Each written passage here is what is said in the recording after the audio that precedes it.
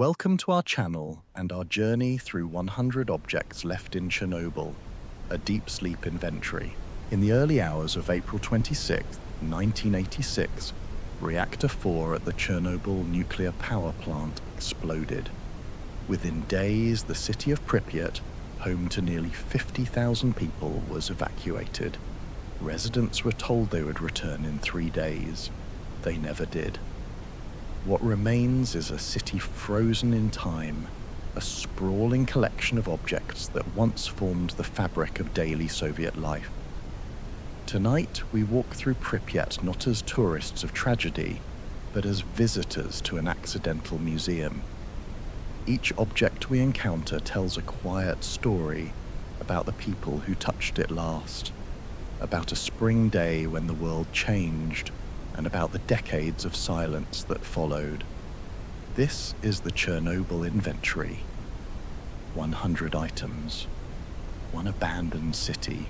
No narration, no speculation, just the objects themselves and the spaces they still occupy.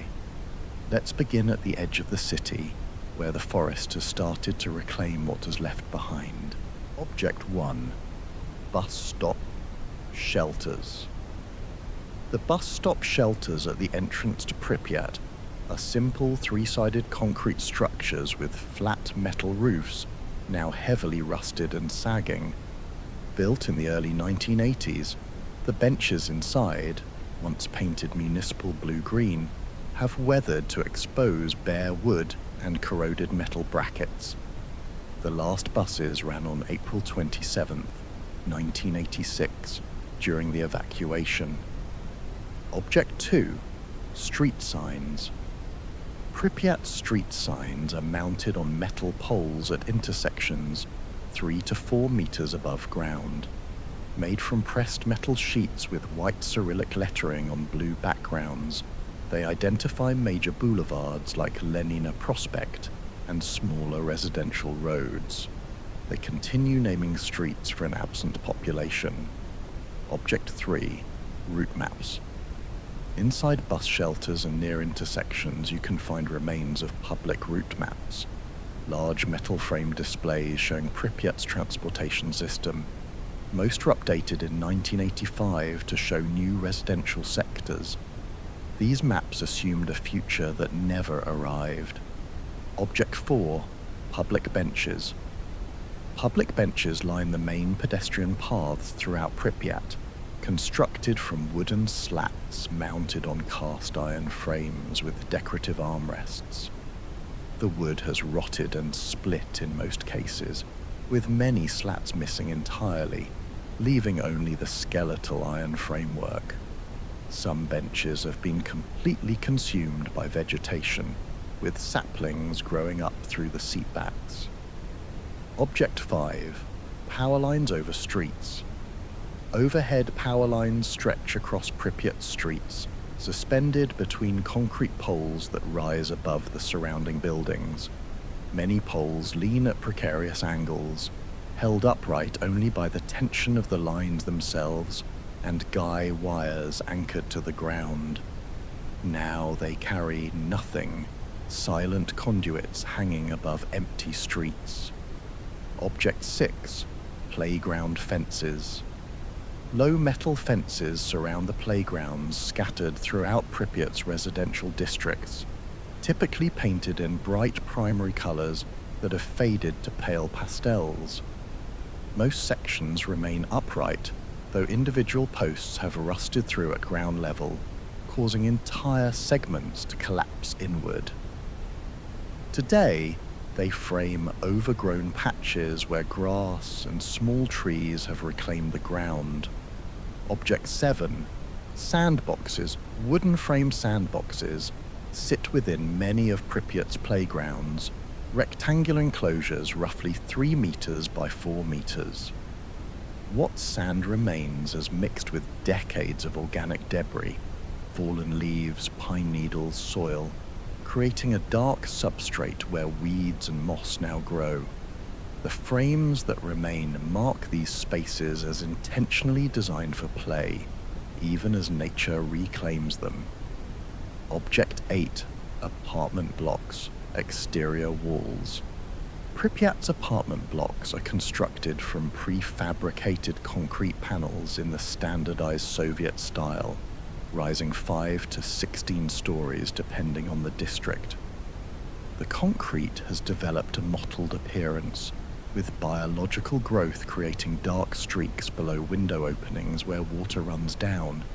These structures house the entire population of Pripyat in standardized apartments distributed across the city.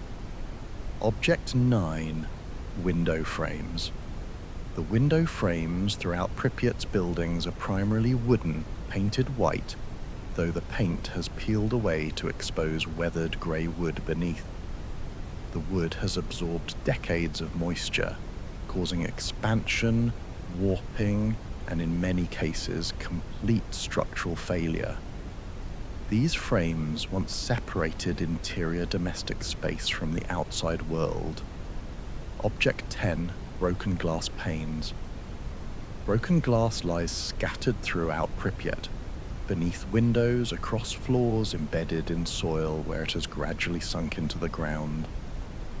Much of this glass broke in the immediate aftermath of the disaster and evacuation. Windows left open or damaged during hasty departure. The glass catches light in unexpected ways, glinting from undergrowth or reflecting sky from positions on the ground. Object 11.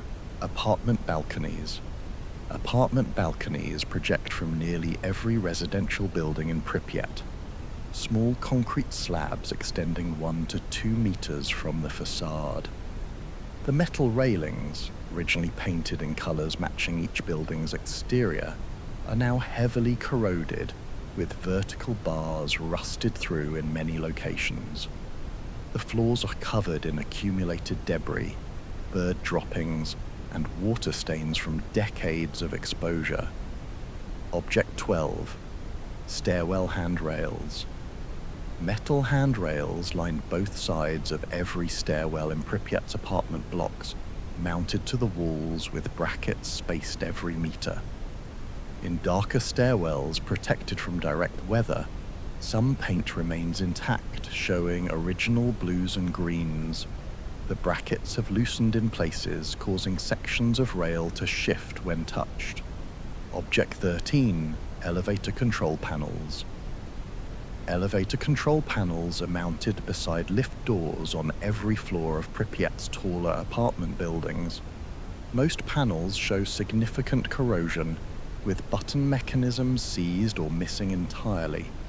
These panels represent a system that stopped functioning on April 27, 1986, frozen at whatever floor the elevators occupied during the evacuation. Object 14. Apartment intercom panels. Intercom panels are installed in the entrance halls of apartment buildings, allowing visitors to call specific apartments before entering. The metal faceplates have oxidized to a dark brown, and many buttons have fallen out completely, leaving empty holes in the grid. Now, they are silent fixtures in empty lobbies where no one calls and no one answers. Object 15. Mailboxes. Mailboxes line the walls of apartment building entrance halls, arranged in grids corresponding to unit numbers. The paint has degraded significantly, and many doors hang open, their locks corroded beyond function. The last deliveries occurred in late April 1986, some mail arriving even after residents had evacuated. Object 16. Apartment door nameplates. Small nameplates are affixed beside or on apartment doors throughout Pripyat, identifying the families who lived inside. The plates show significant fading and weathering, with many now illegible or missing entirely. The names represent real people who locked these doors for the last time, believing they would return in 3 days. Object 17. Open doorways. Many apartment doors throughout Pripyat stand open, revealing dark interiors beyond. The doorways are standard Soviet dimensions, approximately 2 meters high and 90 centimeters wide, framed in wood or metal depending on building age. Beyond these open doorways, rooms extend into darkness, their contents either removed, decayed, or still sitting where they were left. Object 18. Empty corridors. Long corridors run the length of each floor in Pripyat's apartment blocks, connecting stairwells and serving as access to individual units. Light enters from windows at corridor ends, creating gradients from dim to nearly dark. The corridors now amplify the smallest sounds: dripping water, wind through broken windows, the movement of visitors. Object 19. Near empty rooms. Most apartment rooms in Pripyat are near empty, rather than completely bare, containing scattered remnants that scavengers didn't take or objects too degraded to have value. The walls show discoloration where furniture once stood, darker rectangles marking bed positions, lighter patches where posters or pictures hung. The emptiness itself tells the story of systematic removal. Object 20. Basement storage cages. Building basements contain rows of storage cages, small enclosures constructed from wire mesh or metal bars, where residents kept items too bulky for apartments. Contents vary widely. Some are empty, others still contain objects deemed not worth removing. Rusted bicycles, broken furniture, mouldering textiles, old newspapers bundled with string. These cages represent the overflow of domestic life, the excess possessions that didn't fit into standardized apartment spaces.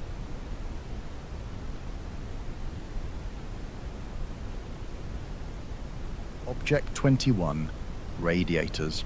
Cast iron radiators are mounted beneath windows in every room of every apartment building in Pripyat, part of the centralized district heating system that served the entire city. Most radiators remain connected to supply pipes, though the water they once carried has long since drained away. The radiators were hot to the touch throughout Pripyat's cold months, essential infrastructure in a region where winter temperatures regularly dropped below -20 Celsius. Object 22. Pipe valves. Exposed pipes run through basements, utility corridors, and along ceilings throughout Pripyat's buildings, and at regular intervals these pipes are fitted with valves for system control and maintenance. Most valves show significant corrosion, with handles seized in position by decades of oxidation. The handles remain in whatever position they occupied when the systems were last operated. Object 23. Utility labels and tags. Throughout Pripyat's buildings, small labels and tags are attached to pipes, valves, electrical panels, and mechanical equipment. Most metal tags remain legible despite corrosion, while paper labels have degraded significantly. Many tags still hang from wires looped around pipes, swaying slightly in air currents. Object 24.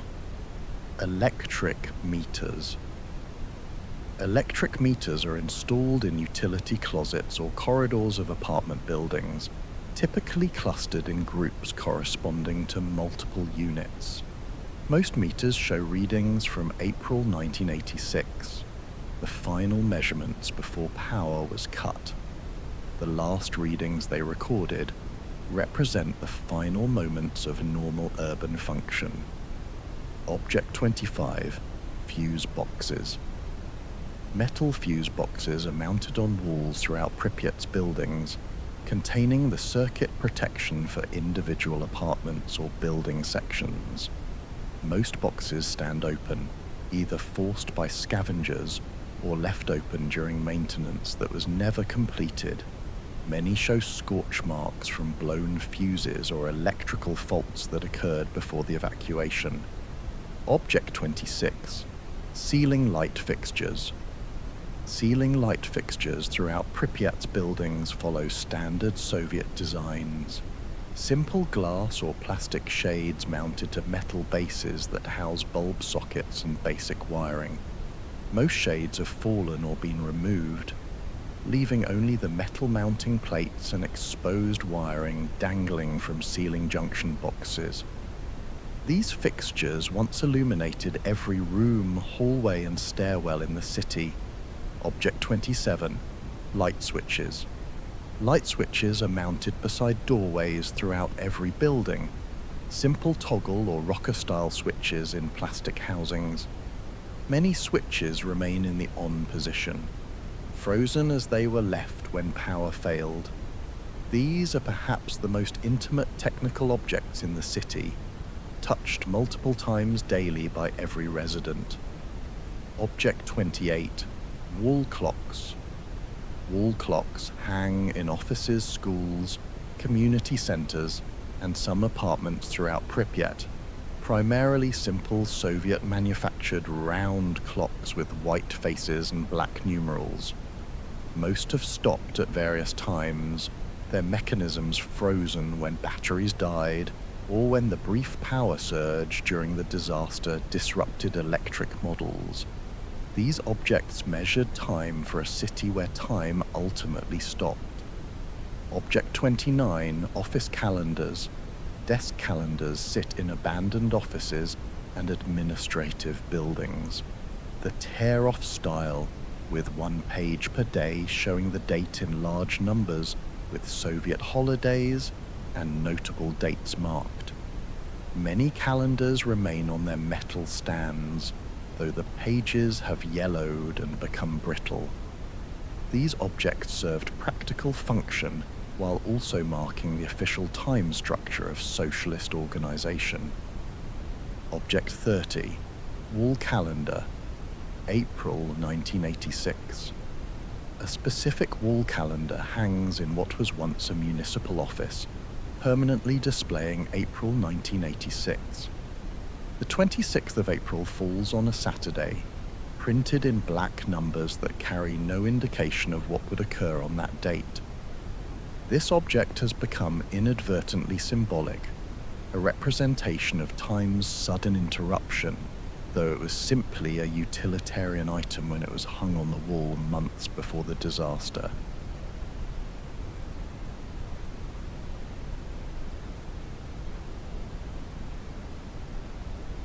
Object 31. Kitchen tables. Kitchen tables remain in some Pripyat apartments, typically simple rectangular designs with metal frames and laminate tops, in colors popular during the 1970s and early 1980s. Pale yellow, mint green, white with metallic flecking. The surfaces bear marks of use, scratches from utensils, circular stains from hot pots, gouges and dents from years of daily activity. Most tables that remain are those deemed too damaged or worthless for removal. Object 32. Enamel pots and pans. Scattered throughout kitchens and sometimes in basement storage areas are enamel pots and pans, Soviet-manufactured cookware with steel cores coated in colored enamel, typically white, cream, or pale blue. The enamel has chipped extensively, exposing dark metal beneath and showing rust at damage points. The enamel that remains intact shows remarkable durability despite the conditions. Object 33. Refrigerators. Soviet-manufactured refrigerators stand in many kitchens, bulky white or cream-colored appliances approximately 150 centimeters tall. Most refrigerator doors hang open or have been removed entirely, revealing empty interiors with wire shelving corroded to brown. These refrigerators were expensive items for Soviet families, often acquired after years on waiting lists. Object 34. Laundry lines. Laundry lines are strung across balconies, bathrooms, and sometimes between buildings where residents improvise drying solutions. Most lines remain intact, though heavily weathered, sagging with age and loss of tension. These lines served essential function in a climate where machine dryers were rare. Wet laundry hung here to dry in sun and wind. Object 35, cleaning buckets. Metal and plastic buckets are scattered throughout apartments and utility areas, used for mopping floors and general cleaning. The metal buckets are typically galvanized steel, now heavily rusted with corrosion eating through at stress points near the handle attachments. These were utilitarian objects, purchased cheaply and used until they failed. Object 36, mops and brooms. Wooden-handled mops and brooms lean in corners or lie on floors throughout Pripyat's buildings. Their bristles and mop heads deteriorated, but the handles often intact. The wooden handles show expected wear at grip points, darkened by years of hand contact, now weathered grey. The tools now rest unused in spaces that are beyond cleaning. Object 37, vacuum cleaners. Soviet vacuum cleaners appear occasionally in apartments, bulky cylindrical or canister designs manufactured under brand names like Raketa or Chaika. Most have been stripped of useful components, motors removed, hoses taken, electrical cords cut away for copper wire. The empty housings that remain show mounting points for missing components, evidence of what was once inside. Object 38, ironing boards. Folding ironing boards lean against walls or lie collapsed in storage areas. Metal frames with padded covers stretched over wooden or metal pressing surfaces. The fabric covers have deteriorated significantly. Cotton padding compressed and mouldering, outer fabric torn or rotted away completely. These boards represent the attention to appearance and presentation that was part of daily routine. Object 39, sewing machines. Mechanical sewing machines sit on tables or in cabinets in some apartments, primarily Soviet-manufactured models like the Podolsk or Chaika brands. These are heavy cast-iron machines with hand cranks or foot treadles, finished in black enamel often decorated with gold floral patterns.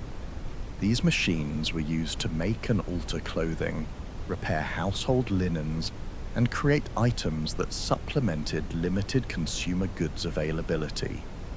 Object 40, curtains and drapes. Fabric curtains and drapes hang at many windows throughout Pripyat, though they are now deteriorated to near transparency in many cases. Sunlight exposure has faded the fabrics dramatically, creating gradient effects where protected folds retain more original color.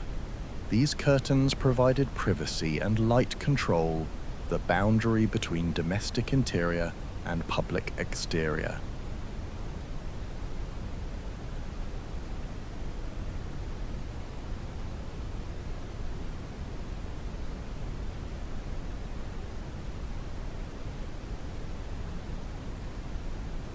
Object 41, factory control panels. Industrial control panels line the walls of Pripyat's factories and workshops, large metal cabinets containing switches, dials, indicator lights, and instrumentation for operating machinery. Most indicator lights are broken or missing, leaving empty sockets in the panel faces. These panels were the interface between human operators and industrial processes, the means by which workers controlled production equipment. Object 42, tools and machinery. Workshop areas contain scattered tools and machinery, lathes, drill presses, welding equipment, hand tools mounted on pegboards or lying on workbenches. The metal surfaces show extensive rust, particularly on precision ground surfaces that were once kept oiled and protected. Some tools show evidence of mid-task abandonment, a wrench left on a bolt, work pieces still clamped in vices. Object 43. Measuring instruments. Precision measuring instruments appear throughout industrial and laboratory spaces. Calipers, micrometers, dial indicators, pressure gauges, thermometers. The instruments show corrosion on metal parts, while glass faces have often cracked or clouded with internal moisture. The instruments that remain are those not valuable enough for salvage, often those already damaged before evacuation. Object 44. Gas detectors. Gas detection equipment is mounted in industrial facilities and some public buildings, devices designed to monitor for carbon monoxide, natural gas, or other hazardous atmospheres. The sensors themselves have long since failed, their chemical elements degraded or depleted. They now monitor nothing, their purpose obsolete in buildings where no processes run and no people work. Object 45. Factory blueprints. Large format blueprints and technical drawings hang on walls or lie on drafting tables in design offices and factory planning rooms. The paper has yellowed and become brittle, with edges curling and tears developing along fold lines. These documents represent the planning and engineering that preceded physical construction, the translation of design concepts into buildable specifications. Object 46. Safety instruction posters. Brightly colored safety posters are displayed throughout industrial facilities, public buildings, and some residential areas, showing Soviet workers demonstrating proper procedures or warning against hazards. The paper has faded significantly, with colors that were once vibrant now pale and washed out. These posters represented institutional concern for worker safety and procedural compliance. Object 47. Filing cabinets. Metal filing cabinets stand in offices throughout Pripyat's administrative buildings, typically Soviet-manufactured 4-drawer units in grey or beige. Many cabinets stand with drawers partially open, their contents either removed or deteriorated beyond recognition. These cabinets contain the bureaucratic record of Soviet administration, personnel files, production reports, correspondence, planning documents. Object 48. Typewriters. Mechanical typewriters sit on desks in offices and administrative spaces, primarily Soviet models with Cyrillic keyboards.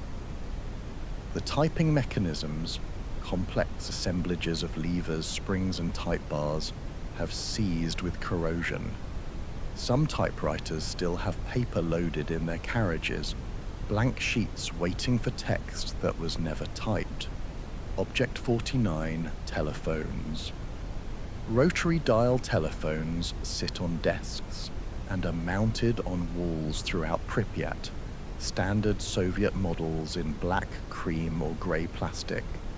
The plastic housings have become brittle and discolored, often cracked at stress points. The phones that remain are disconnected endpoints, receivers that will never ring again. Object 50. Public loudspeakers. Public address loudspeakers are mounted on poles and buildings throughout Pripyat. Cone-shaped speakers protected by metal grills, typically painted grey or green. Each speaker housing shows significant rust and weather damage, with mounting brackets corroded and in some cases failed, causing speakers to hang at angles.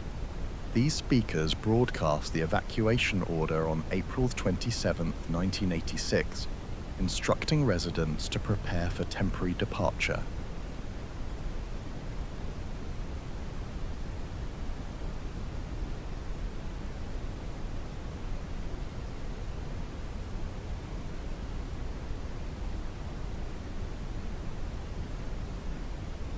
Object 51. Wooden desks and chairs, School classrooms throughout Pripyat contain rows of wooden desks and chairs, standardized Soviet educational furniture designed for 2 students per desk.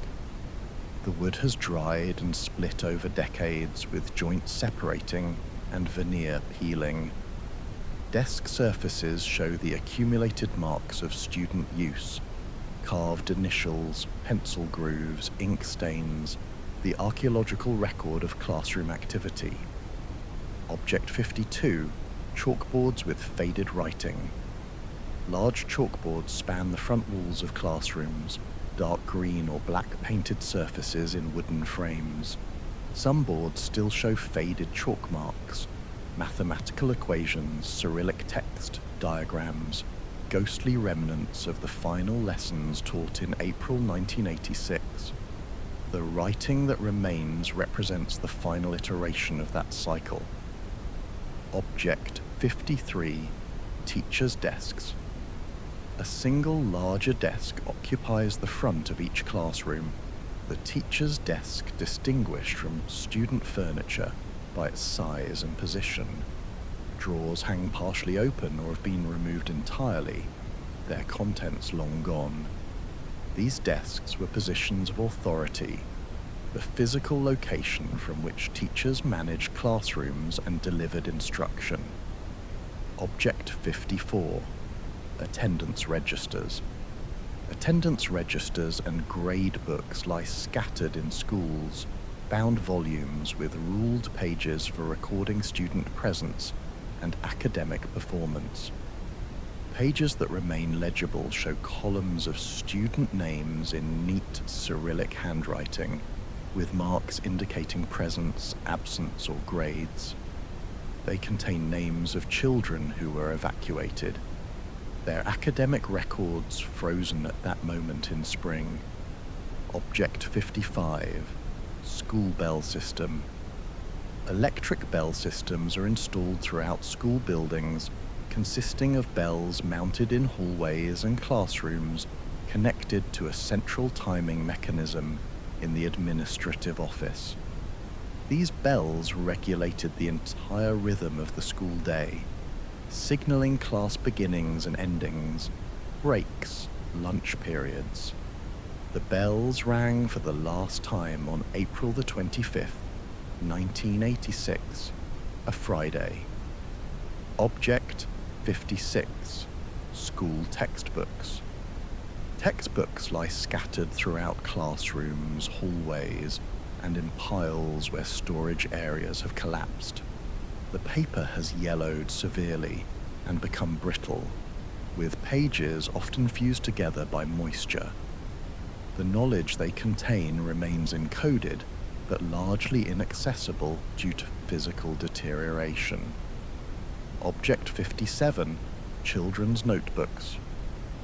Exercise notebooks are found throughout schools, thin booklets with soft cardboard covers in various colors, typically featuring simple geometric patterns or Soviet imagery. Where writing remains visible, it shows children's handwriting in various stages of development, uncertain letters formed by young students, more confident script by older ones. These are among the most personal objects in the schools, direct evidence of individual children's work and thought. Object 58, school gym equipment. Physical education equipment remains in school gymnasiums, wooden climbing frames mounted to walls, basketball hoops with rusted metal backboards, gymnastic bars, leather pommel horses with cracked surfaces, climbing ropes hanging from ceiling mounts. The gym floors, typically hardwood or composite, have warped severely with moisture exposure, buckling in waves. The spaces now are empty of the sounds of bouncing balls, running feet, and children's voices that once filled them. Object 59, sports trophies. Display cases in school hallways contain sports trophies and awards, cups, plaques, and certificates commemorating athletic achievements in various competitions. Engraved plates identify winning teams, individuals, events, and dates. Track and field meets, basketball tournaments, gymnastics competitions. The dates on the trophies extend through 1985 and early 1986, a chronology of athletic accomplishment that ends abruptly. Object 60. Music stands. Metal music stands are stored in music rooms or lean against walls in auditoriums. Collapsible designs with adjustable height stems and tilting sheet music holders. Some stands still hold fragments of sheet music, pages yellowed and brittle, notation still visible. They are now silent fixtures in rooms where no music is played, their function dependent on both instruments and musicians that are no longer present.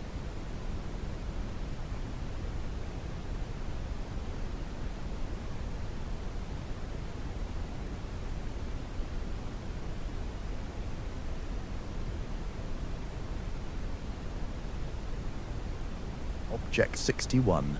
Cinema projectors. Film projectors sit in projection booths of Pripyat cinemas, heavy mechanical devices mounted on stands with large film reels on top and bottom spindles. Film transport mechanisms, complex arrangements of sprockets, rollers and gates, have seized with corrosion and dried lubricant. These projectors displayed Soviet and international films to audiences seated in darkened theaters, the mechanical whir of film transport accompanying every screening. Object 62. Film reels. Metal film canisters are stacked in projection rooms and storage areas. Cylindrical containers approximately 40 centimeters in diameter that held 35mm film reels. Film that remains has typically fused into solid masses. The celluloid base deteriorated, emulsion layers separated, individual frames no longer distinguishable. These canisters contain stories, images, propaganda, the visual culture of the Soviet era preserved on fragile media. Object 63. Stage curtains. Heavy fabric curtains hang on stages in theaters and cultural centers, typically deep red or burgundy velvet with gold trim and decorative elements. The fabric has faded unevenly, with areas exposed to light much paler than protected folds. These curtains opened and closed on performances, plays, concerts, school events, political assemblies, creating the theatrical boundary between preparation and presentation. Object 64. Pianos.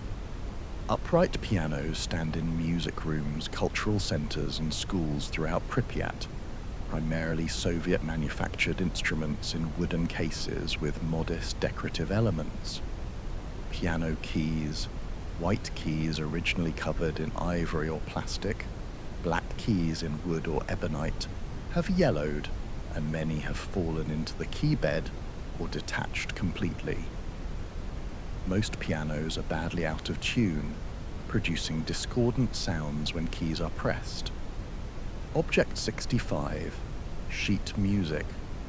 Sheet music lies scattered in music rooms and cultural centers, individual pages and bound collections of musical scores. The printed musical notation remains largely legible: staff lines, notes, dynamics markings, Cyrillic text for lyrics and performance instructions. The scores contain encoded instructions for creating sound, but without performers to read and execute them, they remain silent documents. Object 66. Books in the Palace of Culture. The Palace of Culture Library contains thousands of books on metal shelving units, volumes covering literature, politics, technical subjects, and reference materials. The pages have yellowed significantly and show extensive moisture damage, with many books swollen to nearly twice their original thickness. These books were borrowed, read, returned, circulated through the community. Object 67. Posters and propaganda signs. Political posters and propaganda signs cover walls throughout public buildings, displaying Soviet iconography, slogans, and idealized imagery. The paper has faded dramatically, with colors now pale and washed out. These posters represent the visual environment of Soviet public space, the constant presence of state messaging. Object 68. Notice boards. Cork and felt notice boards hang in hallways of schools, factories, and public buildings. Framed panels where announcements and information were posted. Pins and tacks still protrude from the board surfaces, marking where their notices once hung. The boards now display only their own decay. Object 69. Wall mirrors.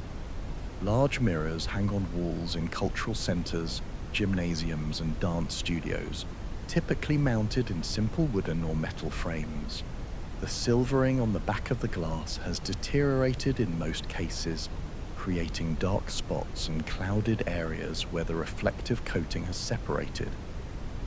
The degraded mirrors now produce distorted, incomplete reflections, showing viewers as fragmented or ghostly figures.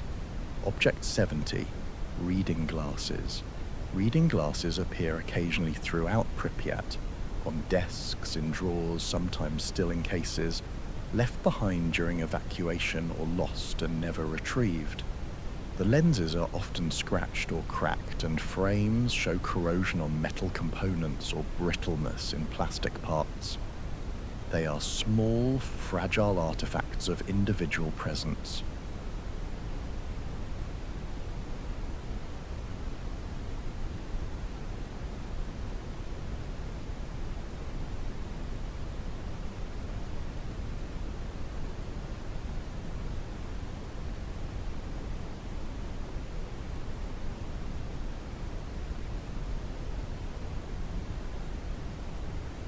Object 71. Clothing in closets. Fabric clothing remains hanging in apartment closets throughout Pripyat, garments suspended on metal hangers or wooden rods. The fabrics have deteriorated severely, with natural fibers like cotton and wool particularly affected by moisture and insect damage. These were the clothes residents considered leaving behind when told they would return in 3 days. Object 72. Shoes by apartment doors. Shoes sit near apartment entryways, arranged as they were left when residents removed them before entering living spaces, a common Soviet practice. Leather has dried and cracked severely, losing all flexibility. They are now stationary, their last steps taken in April 1986. Object 73. Apartment keys.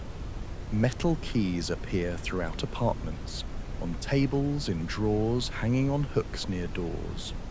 These keys locked and unlocked apartment doors, mailboxes, storage cages, bicycle locks. Keys left behind are evidence of departure assumed to be temporary. Object 74. Wallets. Leather and vinyl wallets are found occasionally in apartments, lying on surfaces or fallen into drawers. Most valuable contents were removed either during evacuation or by subsequent visitors. The empty wallets that remain are containers that have lost their contents, function without purpose. Object 75. Handwritten letters. Paper letters and notes appear in drawers, boxes, and scattered on surfaces throughout apartments. The ink has faded but remains partially legible in many cases. Cyrillic handwriting in various styles, formal and informal correspondence, personal notes between family members. They contain voices of specific individuals, now silent. Object 76, photographs in frames. Framed photographs sit on tables and hang on walls throughout apartments, though many have fallen and lie face down or shattered on floors. The images have faded significantly, with color photographs showing pronounced shifts toward magenta or yellow as dyes degraded at different rates. They are now records of people whose current locations and conditions are unknown, frozen moments from lives interrupted. Object 77, alarm clocks. Mechanical alarm clocks sit on bedside tables throughout apartments. Small timepieces with metal cases and loud bell mechanisms. Most are Soviet-manufactured models with simple round faces, luminous hands and numbers, and two bells on top with a hammer between them. The clocks that remain mark time that is no longer relevant. Object 78, empty, flower pots. Ceramic and plastic flower pots sit on windowsills and balconies throughout apartments. Containers that once held houseplants now containing only dried soil or empty entirely. In rare cases, desiccated plant remains are still visible. Dried stems, root systems preserved in dry conditions. The plants died quickly after abandonment, but the containers that held them persist. Empty vessels marking where green life once grew. Object 79, wooden spinning top. A child's wooden spinning top lies on an apartment floor. A simple turned wood toy approximately 5 centimeters tall, with a metal point at the bottom and a stem at the top. The wood has dried and cracked slightly, and the original paint, likely red or blue with decorative bands, has faded to pale traces. The top lies still. Its spinning ceased decades ago. Object 80, toy doll. A child's doll sits in an apartment. A plastic figure approximately 30 centimeters tall, with molded features and synthetic hair. The plastic has discolored with age, and the synthetic hair has become matted and dusty. It is among the most emotionally resonant objects in Pripyat, directly connected to the experience of children who left it behind, believing they would return to reclaim it within days.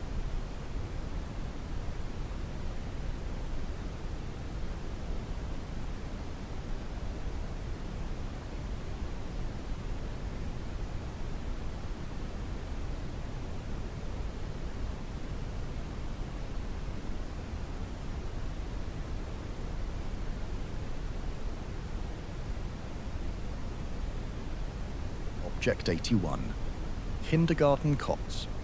Small metal-framed cots are arranged in rows in kindergarten nap rooms, low beds designed for young children's afternoon rest periods.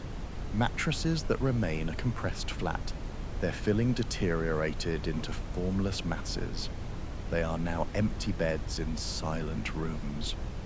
Object 82, children's wall murals. Painted murals cover walls in kindergartens and schools throughout Pripyat, depicting fairy tale scenes, animals, nature, and space exploration themes popular in Soviet children's culture. The paint has faded significantly, and in places has flaked away completely, leaving only ghostly outlines. The murals persist as faded decorations in rooms where no children play, their colors dimmed but their forms still recognizable. Object 83, prams and baby carriages. Baby carriages and prams sit abandoned near apartment buildings and in storage areas, large wheeled conveyances for infants and small children. The fabric components have deteriorated severely, torn, faded, and in many cases completely rotted away, leaving only skeletal frames. The empty carriages are particularly evocative artifacts, designed to hold the most vulnerable population. Object 84, Children's Toys. Scattered toys appear throughout kindergartens, schools, and apartments. Plastic dolls, metal cars, wooden blocks, stuffed animals, rubber balls. The materials have degraded according to their composition. Plastic has become brittle and discolored. Metal shows rust. Wood has dried and split. Rubber has hardened. Fabric has rotted. The toys are now arrested in positions they occupied when last touched, frozen in play that was interrupted and never resumed. Object 85, Playground Swings. Metal swing sets stand in playgrounds throughout Pripyat's residential areas. A-frame structures with crossbars supporting hanging swings. The swings themselves, typically consisting of wooden seats or rubber seats suspended by chains, have largely deteriorated. The swings now hang motionless or sway empty in the wind. Object 86, Gas masks in Classroom 3. A pile of small gas masks lies in a classroom. Civil defense equipment sized for children and stored for emergency use. The rubber has degraded significantly, dried, cracked, and stiffened into inflexible forms. The presence of these masks in a school is routine for the era, yet their appearance now carries different resonance.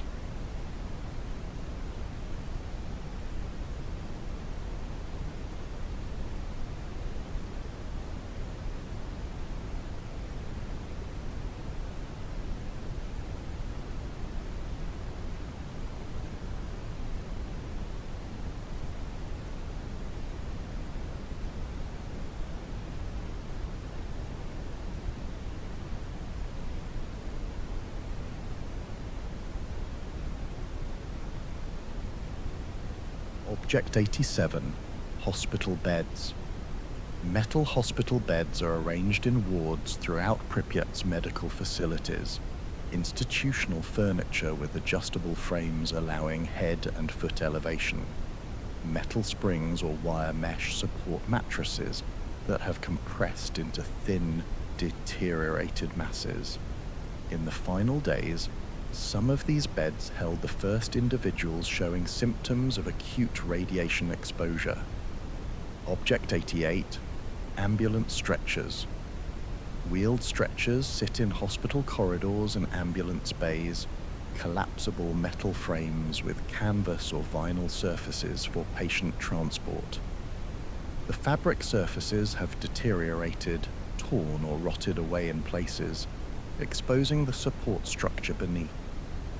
In late April 1986, they carried firefighters and plant workers exposed to radiation from the power plant to Pripyat's hospital before more serious cases were evacuated to Moscow. Object 89, Medical Records.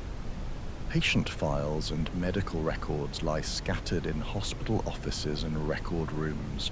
Manila folders and bound volumes containing documentation of treatments, diagnoses, and patient histories. Where text remains legible, it shows handwritten notes in Cyrillic, patient names, symptoms, prescribed treatments, physician signatures. They contain personal medical information of Pripyat residents, confidential details now exposed in abandoned filing systems. Object 90, Medicine Bottles. Glass and plastic medicine bottles are scattered throughout hospital storage areas and treatment rooms, containers that held pharmaceuticals for patient care. Where labels remain legible, they show pharmaceutical names in Cyrillic, dosage information, and dates. They are now empty vessels, their medical contents long gone, retaining only the form of pharmaceutical packaging. Object 91, X-ray equipment. X-ray machines stand in radiology departments, large devices with adjustable arms, collimator heads, and control panels. Control panels with dials, switches, and indicator lights are dark and non-functional. The presence of radiation-based imaging equipment in a city evacuated due to radioactive contamination creates conceptual irony, though the equipment itself posed minimal risk during normal operation. Object 92, firefighter helmets. Several firefighter helmets sit in the fire station or have been left in the hospital where firefighters were treated, protective headgear from the first responders who fought the initial reactor fire. Some helmets retain chin straps and interior suspension systems, both deteriorated. The helmets represent both bravery and inadequate protection, heroism and tragic insufficient information. Object 93, the Ferris wheel. A Ferris wheel stands in Pripyat's amusement park, a circular structure approximately 25 meters in diameter with bright yellow passenger gondolas suspended from the rotating frame. The wheel was installed for the May Day celebrations planned for May 1st, 1986, and according to most accounts was never operated with passengers, though some testing may have occurred. This Ferris wheel has become the most photographed object in Pripyat, an unintentional symbol despite being coincidental to the disaster's timing. Object 94, bumper cars. The bumper car pavilion in the amusement park contains approximately a dozen small electric vehicles scattered across a metal floor plate. Each car has a rubber bumper ring around its perimeter and a vertical pole extending upward to contact the electrified ceiling grid. Like the Ferris wheel, these bumper cars were prepared for the May Day opening, but never operated with riders. Object 95, bicycles. Bicycles appear throughout Pripyat, lying in apartments, leaning against building walls, fallen in storage areas. The frames show extensive rust, with chrome plating flaked away and paint deteriorated. The bicycles that remain are corroded artifacts, their mobility arrested, leaning or lying in positions they've maintained for decades. Object 96, dust and ash layers. Horizontal surfaces throughout Pripyat are covered in accumulated dust and fine particulate matter, layers built up over nearly 4 decades of abandonment. In undisturbed areas, the dust surface shows subtle texture, rain patterns where water entered through damaged roofs, disturbances where small animals moved through, or complete smoothness in protected spaces. It covers objects uniformly, obscuring original colors and forms beneath a gray blanket. Object 97, undisturbed silt. In basement areas where water has pooled and slowly evaporated over repeated cycles, fine silt has settled into smooth, level deposits. The deposits are typically grey or brown, completely level, showing no disturbance.